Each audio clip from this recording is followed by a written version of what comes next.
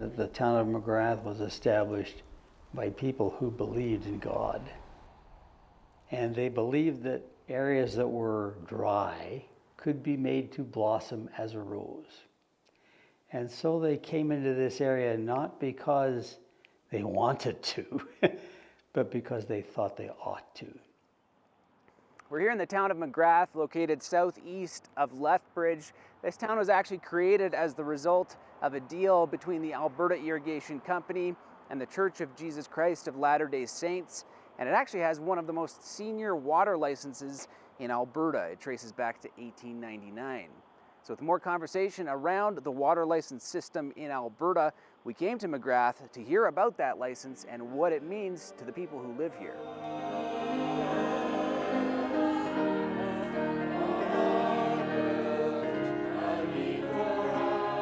This play tells about how McGrath became. It was named after Charles A. McGrath, who owned all of this land here, and he wasn't able to do anything with it because it didn't have water, and so he decided to make a contract with the LDS Church, and he said, if you'll dig me a canal, 115 miles of canal from Kimball to Stirling in year 1899, for the mile that you dig, we'll pay you in land and in money. I saw a place.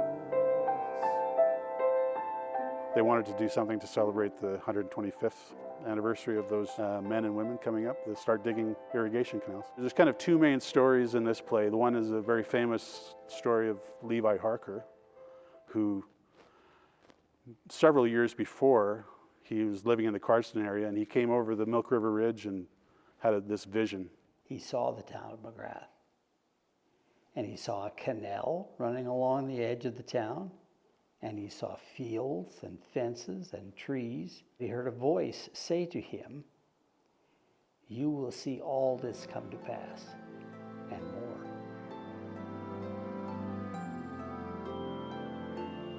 You'd have to have a lot of faith, I guess, to come up here and start something this big. So this is a very historic document that we're looking at here. Yes. So this paper here is our very first water license, 1899. I don't imagine what it was like back when the pioneers came up here and settled, but they obviously knew what they were doing and they had a lot of knowledge when they came. Irrigation is crucial to our area around here. There's been a lot of investment over the years, and people rely on this water. It is they've established themselves and they've made it their life. I think without it we'd be in bad shape. This is a major diversion structure for its day. Constructing the canal entirely by horses and slip scrapers, which moved earth at about a quarter yard at a time. It's very significant from the standpoint that it was the first major irrigation project in all of Canada, certainly in Alberta, and from it came something like 50,000 acres of irrigated land where there'd been no irrigated land before. There's actually a hill right here, if you had more time I'd take you up on, where you can see now what that looks like. There is not a sense of entitlement here. It has taken the government a lot of infrastructure to provide the water that we now have. And I think there is a genuine concern that we need to be able to show that we are using it efficiently. It's clear that the history around irrigation means a lot to members of this community who know it like the back of their hand. And it traces back decades, going back generations, and that's why it's complicated to have discussions around reform of water licenses. I think especially with the Latter-day Saints communities, they were built around irrigated agriculture. They probably had the licenses for 120 years or so, and they regard them as part of the fabric of the community. The other irrigation districts, I think, are getting a bit more of the idea of saying we can trade a portion of our water license and use that to improve our distribution system and make some money. This is a century of which we've had this, okay? And so it's a part of the identity. And for a community such as McGrath, it's part of the identity relative to water resource management. The first-in-time, first-in-right system does give senior license holders a sense of security, but some experts wonder how southern Alberta's water supply would hold up in the case of a long-term drought. 2001 provided a test case.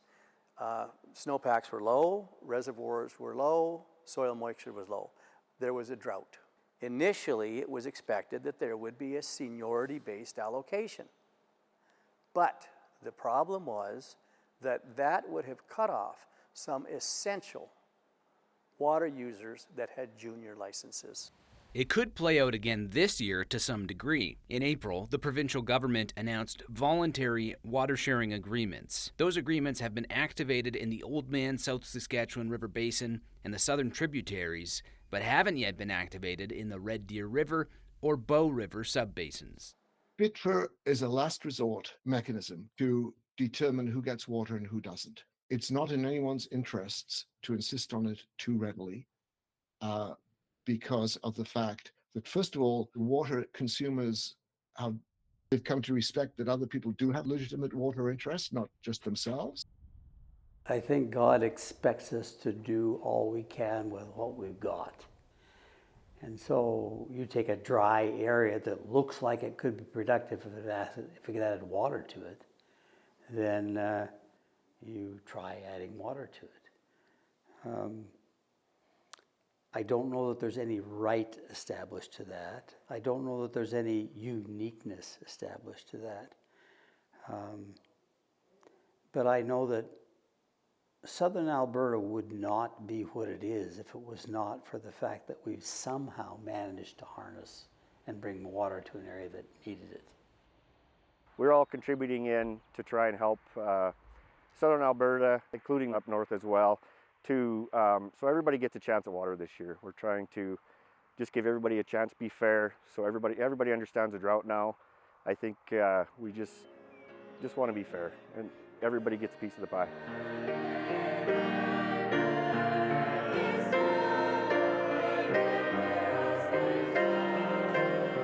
If we didn't have the water and the irrigation, they couldn't have stayed. The courage and the determination it took for these people to come and stay.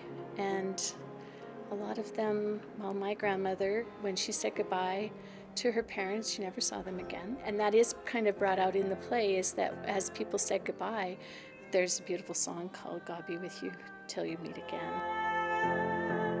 And some of them never did see them again.